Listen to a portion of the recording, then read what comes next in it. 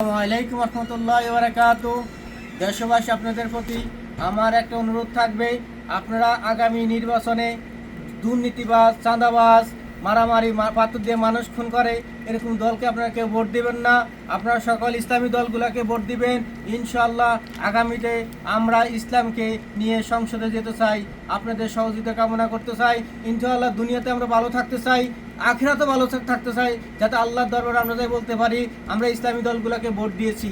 আমরা কোনো সেকুলার দল, ধর্মহীন দল, যারা আমাদেরকে মৌলবাদী বলে বকা দেয়, যারা আমাদেরকে বিভিন্ন ভাবে উগ্রবাদী বলে, তাদেরকে ইনশাল্লাহ আপনারা ভোট দিবেন না। চাঁদাবাজিকে ভোট দিবেন না। যদি আপনারা দেশকে ভালোবাসেন, দেশের উন্নতি চান, চাঁদাবাজ মুক্ত করতে চান, দুর্নীতি মুক্ত করতে চান, তাহলে ওইসব দলকে ভোট দিবেন না যারা চাঁদাবাজি করে, দুর্নীতি করে। দেশকে একটা দল আছে একাধারে 1, 2, 3, 4, 5 বার দুর্নীতি চ্যাম্পিয়ন করছে, বিশ্ব চ্যাম্পিয়ন করছে বাংলাদেশকে। ওই দলকে আপনারা কখনো ভোট দিবেন না। আল্লাহ হাফেজ। ইনশাআল্লাহ জিতবে এবার ইসলাম।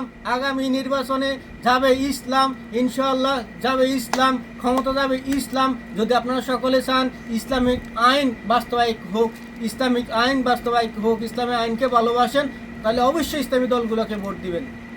আল্লাহ হাফেজ।